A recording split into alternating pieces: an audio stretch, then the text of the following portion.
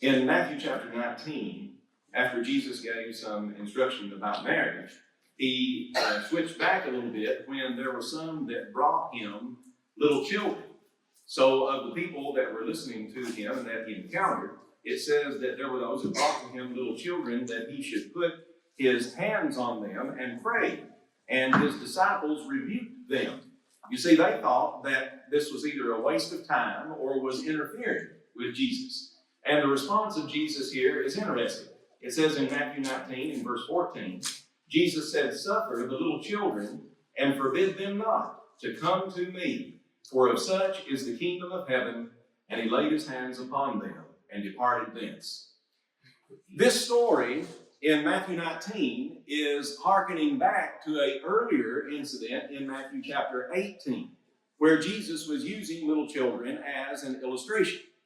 I want to talk to you all about that for a little bit tonight and use that passage as a jumping point, the sentiments of the passage, to talk to you all a little bit about something that has been a concern of mine for a long time. And I may have said a little bit about it here and there, but I don't think I've ever made a sermon out of it. So anyway, here goes. When I was a little bitty boy, then I played with bugs. I was all about the insects. I liked ants. I liked praying mantises. I liked little things I found under the rotting wood. I liked just about everything I could come across. One of my favorites would be one of those big wood beetles. When my dad was cutting up for our winter wood, and if he cut into one and that tree had been laying for a while, then those big old beetles would get to working on it. You pick them up and they're just snapping them jaws, and everything. Like, wow, look at the size of that big old wood beetle. That's what we call them anyway, big old wood beetles. And I just loved anything like that. I'd mess around with the grasshoppers and the butterflies and everything like that. But when I was a boy, I was just a boy. Yeah, I played with my little vehicles and messed around in the mud and the sand, but that was my concern. I used to dream about growing up. I learned the word entomologist, and I wanted to be an entomologist, which is a studier of insects. And I found out that people actually do that, and I was like, ooh, yeah, I could grow up and be one of them. And I was a boy. I had those concerns, and that's just the way it was. That tided me over in all of my little imaginations and what I wanted to do up until I started to enter into my teenage years. When I got just a little bit older, something weird happened. I started to be a teenager, and I cannot pinpoint the day. I've tried. My memory of when I was a child is really pretty good. And I thought that down through the years, that's what's helped me to identify with children a lot, because I remember what it was like to think the way I did when I was a child. Sadly, I still think a lot of those same ways. But something happened about the time I started to become a teenager, when I was around 12, 13 years old or so. I don't know when exactly, but all of a sudden, every girl around me looked like she was a pretty good potential girlfriend. I don't know how that happened, but it got to be that everything of any kind of female around me, I was pretty interested. And I was like, I didn't care. They were young or old, skinny or fat. I didn't care. If it was a girl, then I just changed my outlook on life, It's like, well, I don't know, maybe that could be my girlfriend. I didn't know what to think about it. All I knew was I had some mighty strange thoughts going through my head. I mean, previously, I can distinctly remember around 3rd or 4th grade, one of them coming up to me and just kicking the fire out of my shins for no good reason. And I thought, yeah, that's about what them girls are good for. They kick your shins. They don't even need a reason. They just come up and kick your shin. And I was always raised where you can't touch them. So she can kick my shin and I can't touch her. Now, is that fair? That's not fair. But that's the way we was raised, right? They beat you half to death if they wanted to. The girls do whatever they want. But something happened. And then after that time, like I said, my thoughts changed and I became to where I was more social. And I was interested in, making social connections. Well, time developed on into that, and I started having more mature thoughts about what I would actually do for a living. This is the natural process for a young person.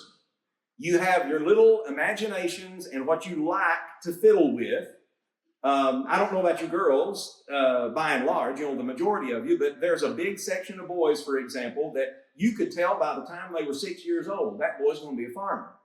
You know what I mean? He's all about that. He loves the tractors. He loves the farm equipment. He loves to know about what's going on with the animals. He loves to go with you when you're going to go feed. He's all about it.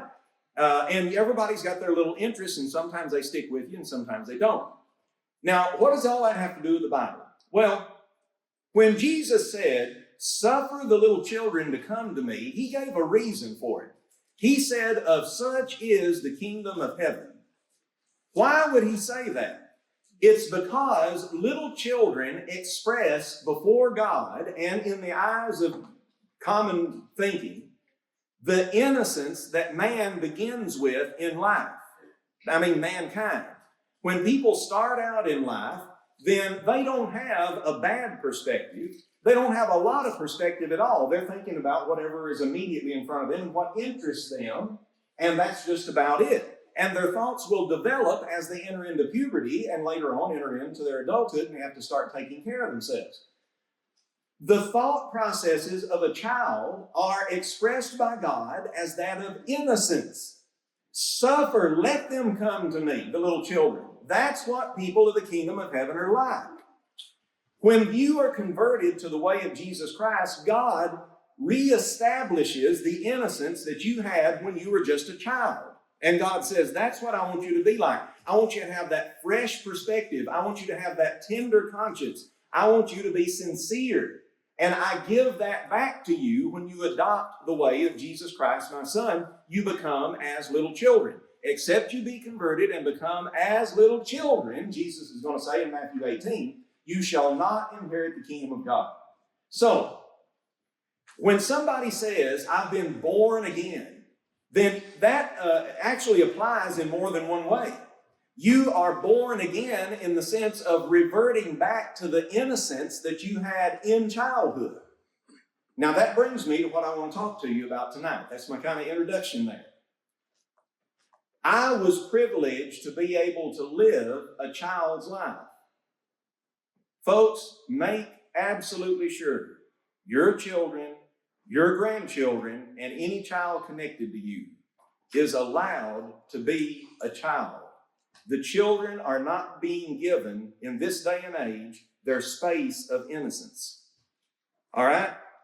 Now, I'm going to explain to you specifically what I mean by that, and I'm not trying to be make anybody feel, embarrassed or anything, but I'm going to be very specific about what I mean. A child needs to be allowed to be a child. When Jesus said, that's what I'm talking about, that's what you go back to, then that means that we should be allowed to go back to a thinking of simplicity, the little ones. We should be allowed to go back to a thinking of sincerity and of tender conscience. A child doesn't need to be bombarded by adult things.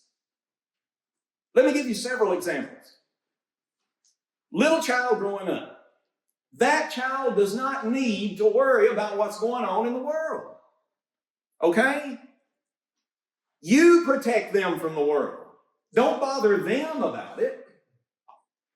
When a child is pressured into thinking they should care what goes on in the world, that's what causes some of your nutcases, like the guy that tried to shoot possibly even the president at the correspondence dinner. The latest guy?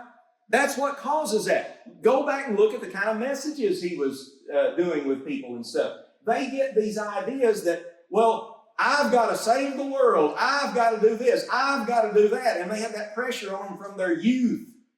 Oh, I've got to be the one that makes a difference in the world. And you don't have to care a bit about what's going on in that world. Even as an adult, you're not required to care by God. Certainly a child does not need to care. Well, we shouldn't have civics classes for our children. That's not what I'm saying. I'm saying that they don't need to be invested and think that it's a big deal what's going on out there. They're a child. They think as a child. You remember what the Apostle Paul said in 1 Corinthians 13? When I was a child, I thought as a child. I acted like a child. There's an appropriate time for that. And you're going to have plenty of thinking like an adult when you get older. All right, let me make another point about that. Children should be responsible for doing certain things. They are not responsible for understanding those things.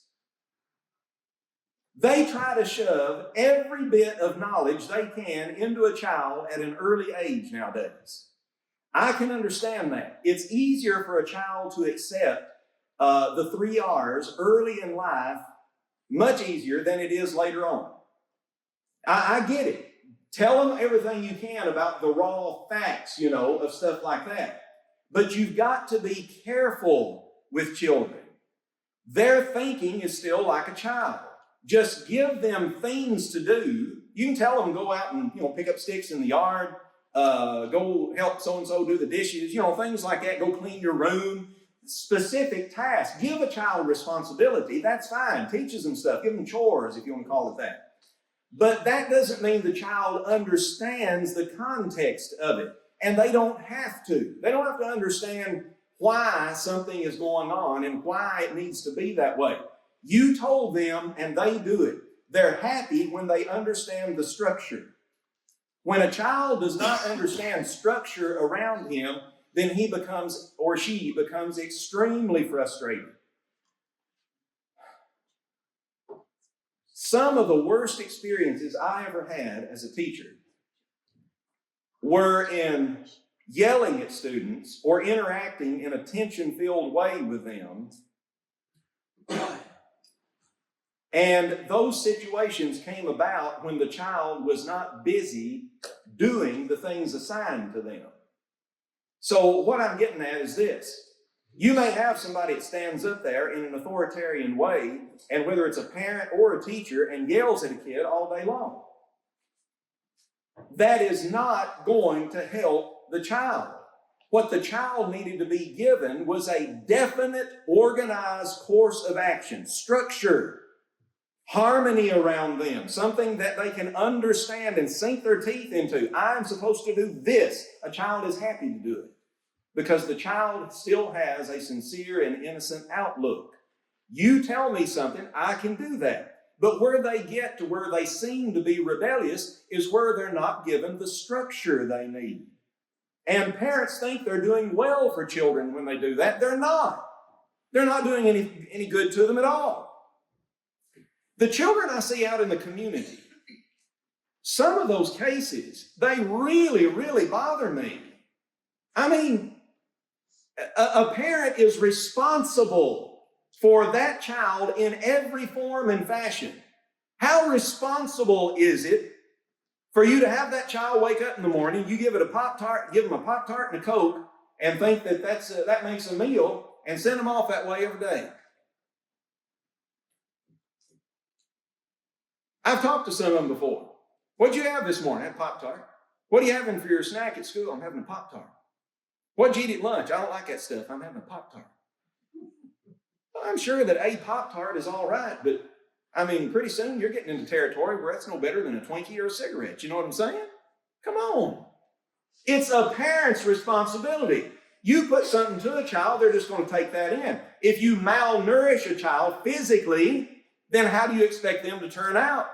They're going to be weak physically. If you malnourish a child spiritually, if you don't give them structure and say that there is somebody that loves them, God loves you, Jesus, his son, loves you and came to this earth to show you love. Let's learn about Jesus. A child is all about that, aren't they? They're all about it.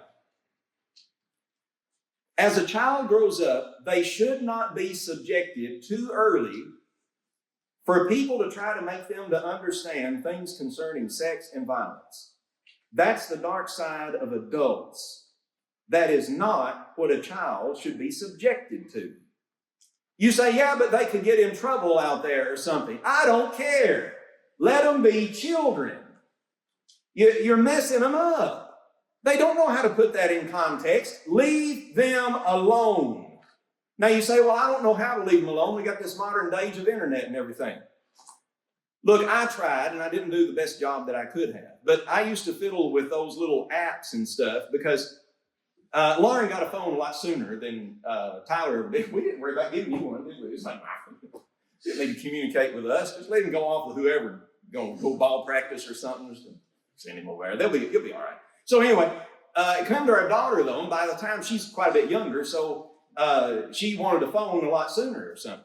And not just a phone, but also, your little iPad stuff and all that kind of stuff. Well, what do you do with those kind of things? Somebody says, well, they know more about them than I do. They'll just crack the code or whatever. There's still a benefit to setting all the parental settings on there or getting a parental app, even if they understand it better than you and know how to get around it. And here's why. Let's say that you're talking about, I'm not going to get into specific apps, so let's say you're browsing and you're talking about a browser, all right?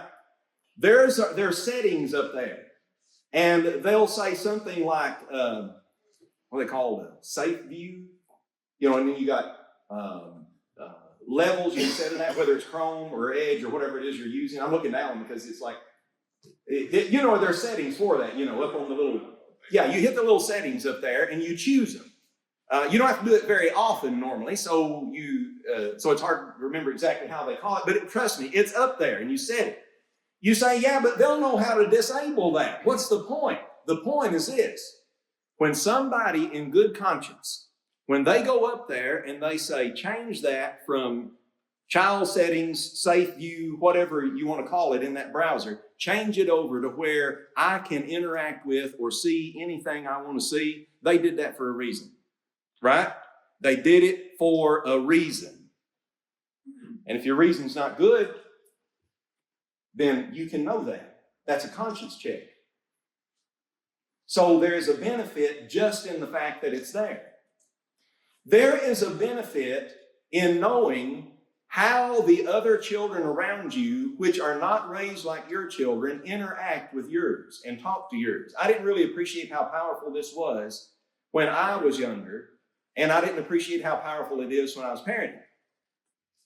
A child is not only a sponge, they take in all the stuff around them. But over time, the concerns of other children and the ability of other children to tune out bad things that are happening, that will cause your child to begin to sear their conscience at way too early of an age. What is a seared conscience? In 1 Timothy chapter 4, the Bible talks about those who have a seared conscience, having their consciences seared as with a hot iron. All right? What does that mean for a person? It means you won't listen to the truth because you tune out all the bad stuff. I've heard too much of that. When somebody is a child, you shouldn't hear too much of a lot of anything of any importance, because what happens is that later on, they don't want to hear heavier things, important things, like matters of, should I be a Christian? Should I obey the gospel? Because they have already got to where if it's any matter of big stuff, big relationship stuff of the heart, they've already begun to sear themselves off. They tune it out. I don't want to hear that. I heard that a bunch, that kind of stuff at home. It's like everything was a big deal. Everything is a life-ending thing, and life is just not like that. Children don't need to be subjected to that. They're just little ones. When they brought them to Jesus, you think that he's praying over them with some kind of big, all fancy prayer like he would have said over Mary Magdalene or one of those sinful Jews, or to Nicodemus when he had conversations with him? No.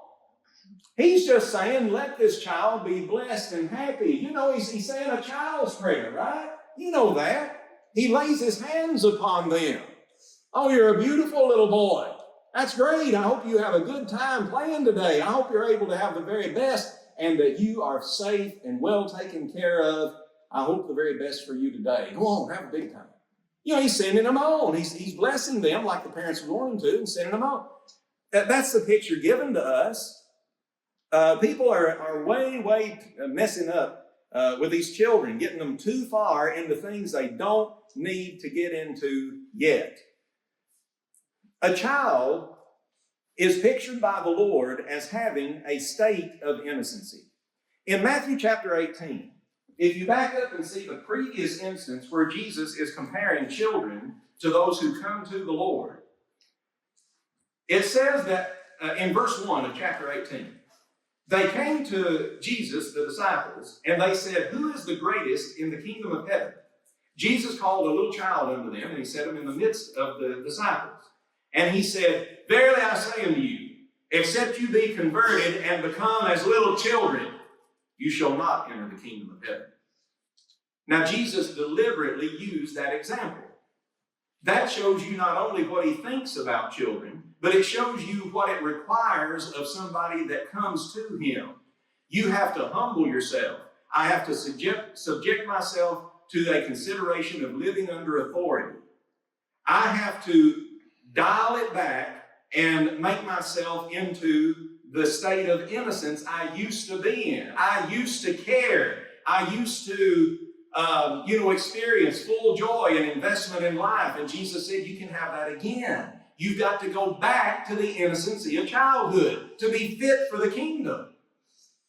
Now, he said, except you be converted and become as little children, you can't get into it. What does the Lord consider then to be the quality of children? Children are, as many people express them, and I hear from mothers sometimes, "Oh, aren't they just a little angel?" And so you get that expression they give about the child, and it's very appropriate. If you go down a little bit further in verse 10 of Matthew 18, verse 10, "Take heed that you do not despise one of these little ones. I say unto you that in heaven their angels always behold the face of my Father which is in heaven." The angels of the little ones. Brethren have tossed around ideas about this quite a bit. The Bible does not teach the concept of a guardian angel. I'm not sure exactly where they get that from. A child is subject unto accidents just like adults, okay? Not sure where they get that idea from. But does a child have angelic representation? I've always believed so. Because even if Jesus is ultimately talking about converts, for example, when you go down to verse 14, he says, "Even so, it is not the will of your Father which is in heaven that one of these little ones should perish." In verse 14, he's definitely talking about those converted to his family that come to him. And so he doesn't want to lose any of them, have any of them go astray or become apostate. But back earlier, he's using a child, a literal child, to illustrate it. So in verse 10, which one is he talking about? Well, I don't know that it has to be either or. A child of God, a Christian, is represented in heaven by ministering servants. You have angels that are on your side, okay? A baby, a child on this earth, why should they have any less? I've never understood why that they are discounted then. So I don't believe in the concept or the doctrine taught of guardian angels like the Roman Church teaches, because there's nothing in the Bible about it. But I do believe that there's no reason to think that a child does not have angelic representation, that that child has special care and representation in heaven where God is paying attention to how that child is raised. What does that mean? Number one, it means that if that child messes up, they say, well, they're their own person. They'll do what they want to do. Yeah, but if you're the cause of them messing up, you'll answer to God for that. And I am firmly convinced in Scripture, you'll answer to God for it far sooner than you'll answer for any question about whether or not you had, I believe what I believe on these things, and they're the truth, but whether or not you had like instrumental music in the church, or whether you were taking the Lord's Supper once a week, or all this, God will get to that, but he's not going to get, that's down the list, folks. He's first of all going to look at you and say, you see what you did to that child.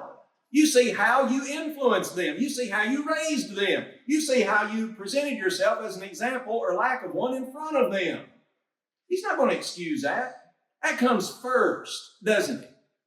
You didn't have to be a mommy or daddy. You chose that. You didn't have to be a grandparent by extension. You chose that kind of family life. In the extent that you chose that, then therefore you must also choose to be a Christian example before the little ones. And there's just no exception to that. God's going to have people answer for that. He says, I know what's going on with them. And I use them as an example of innocency, and you better not mess them up. Right there, Matthew chapter 18. That's a serious thing. So, secondly, what can we do then with the lesson to understand that it's not only a matter of our judgment, but how can we actually help children to not be so influenced by this modern day and age where they're not allowed to be kids? Some have thought the ultimate answer is like to never let your child out. You know what I mean? Just let them get out. That can't be the answer. It just can't be. You do have to have a case or a situation where the child needs to know and to understand what the other children are doing that is good or bad. Not why it's good or bad. Don't worry about explaining it to them. Just they need to know what is good or bad. Let me give you an example. So my brother had some friends over one time. I think it's probably a birthday party or something. I loved having a brother because, you know, when you have a birthday party, then he's basically having a birthday party because he's there, right? And when he has a birthday party, I'm having a birthday party because I'm there. And so we're all sitting around eating hot dogs and all that kind of stuff. And I remember one time that Lynn, my brother, had one of his buddies over. He's sitting at the table, and Mama had some pork and beans. Y'all may think it's gross. I love plain old cold pork and beans right out of the can. I don't know why. I just like them. And especially with a hot dog. You just pour them out there and let me eat on them. I don't know if Mama had heated these up or not. But anyway, she had a bunch of pork and beans. She was right there, you know, in a big old bowl. And this boy didn't have a whole lot of raisin, I guess. And so he's sitting there at the table, and she presents stuff, and he's looking at it and said, well, it looks like fish eyes to me. Oh, nasty old stuff, you know. You don't go to somebody else's house and say something like that. You can tell right off the bat, you know, that don't sit well with Mama. That's not the way y'all... See, that's the moment where you can let it be known. Don't worry about offending that child. The child needs structure. You don't have to explain why to them. You don't talk like that. You be thankful for what you get. I don't care if it's your child or not. If that child's not going to be thankful around your child, what does that say to your child, and how does it rub off on them? You let them know what's appropriate and what's not appropriate. Right then and there. Lay down the law. Set the rules. Once again, don't worry about trying to get them to figure it out. They're not going to figure it out. It'll come to them later in life. Don't pressure them about it. Just say it. Set the boundaries and do it. And your child will grow up, and your grandchild will be happier and healthier. Okay. Next, as far as practical things in the modern world, children are subjected to a lot of things that are violent in nature. Violent in the sense that they're always seeing something of very strong emotion. You have to temper that. There are some things a child has to see, and there are other things that they don't need to see. We probably drug Tyler to way too many funeral homes, you know, when he was younger or something. But a child don't have to see all that. When it's your own family, yeah, but you know, they don't need to see a whole lot of that kind of thing.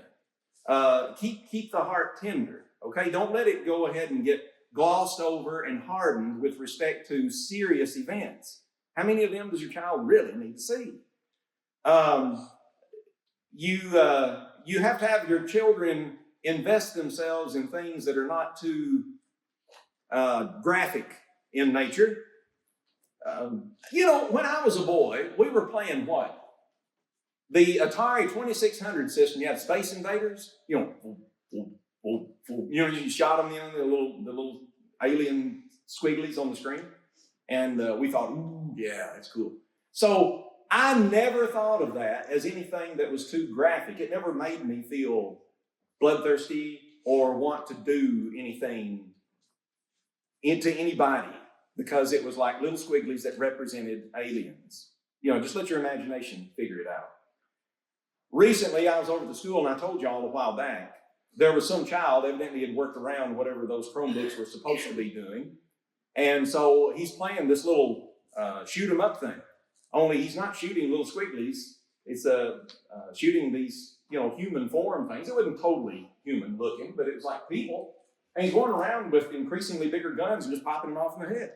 And you're like, That's not the game that I think you should be, much less you're not doing your work, but,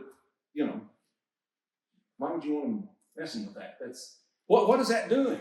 It's causing them to become cold, to become distant to the idea of things that should be very heavy and emotional. And once they see a million of those things, then they're going to become that kind of a person later on in life. I've already told you all before, that's exactly why you've got these societies today. In the Western world, the birth rates have been falling like crazy. Well, it's no wonder the birth rates are falling. The more irreligious people become, and you give up the family unit, and you add that with the fact that they're constantly bombarded with sexual images constantly, all the time. And therefore, it becomes meaningless to them to actually be with somebody of the opposite sex. There's no thrill there. Why would I want to get married? Why would I want to be with somebody else? Because I've already been made cold to that. I've already been made, I can't find the word tonight.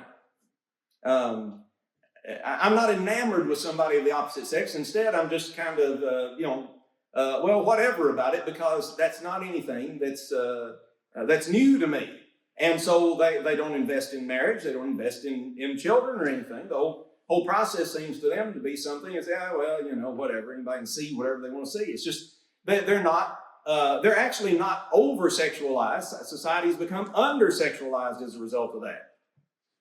It's not that they're performing, for example, more abortions now than they were previously or anything. Many states are restricting it quite a bit in America. But they don't have as need, I don't think, to even perform as many abortions, because the teen pregnancy rate, for example, is down, down, down. Well, why is it down so much? Because they're just not, a lot of not interested in dating or anything. And you get all these that are interested in same-sex relationships and stuff, and all manner of perversion. The perversion does not come naturally. That came because of what the child was allowed to be subjected to, what they allowed their eyes to see and what they were allowed to hear. A child can't handle that. Let them be children until they reach their puberty years. Once they get into their teen years, then you gradually allow them to understand the whys of responsibility, okay? And then you send them forth into the world, like Jesus said, I send you forth as sheep among wolves, and you need to be wise. But in the meantime, let them have the innocency of childhood. Okay, so to finish things out tonight, I hope I haven't rambled too much with you all, but I sometimes think about these things and it worries me as you go out here and see people in the community and see these little children and stuff. When you have a case in the Bible like Matthew chapter 18, I said before, as you go down to verse 14, you see that Jesus is actually using little children to talk about people who come to simple faith in Christ. That's who he's really talking about at the end of the chapter. At the beginning of it, he uses a child. Said you got to be converted like a child, but then he says, don't offend one of these little ones. And I want the little ones who go astray to come back to me. What's he talking about there? He's talking about somebody that believes in him. Somebody who comes in simple, childlike faith to accept Jesus Christ. He says that person, you should not hinder them, you should help them in every way, and they should stay true to me. If tonight you are ready to serve the Lord, don't overthink it. There's no reason for you to be so worried about what's going on in the world or in your life that you are overcomplicating it or making it in some way unable to be understood. The gospel is plain. Jesus Christ died for you. He died so that you might come and serve him forever and ever, and that he might be with you and give you all the blessings that God intended for you from the foundation of the earth. God wants to bless you in him. And he says the only way you're going to have that happen is for you to try to turn the clock back to when you were young. Go back to the innocency of your childhood. Adopt the way of Jesus Christ, and he will give you a clean slate. Take away all the sin and make you white as snow spiritually. You'll be just like a little child. And the Lord says, that is who's fit for the kingdom of heaven. Won't you then accept him in that simple, trusting faith? Obey his gospel tonight as we stand and sing our song.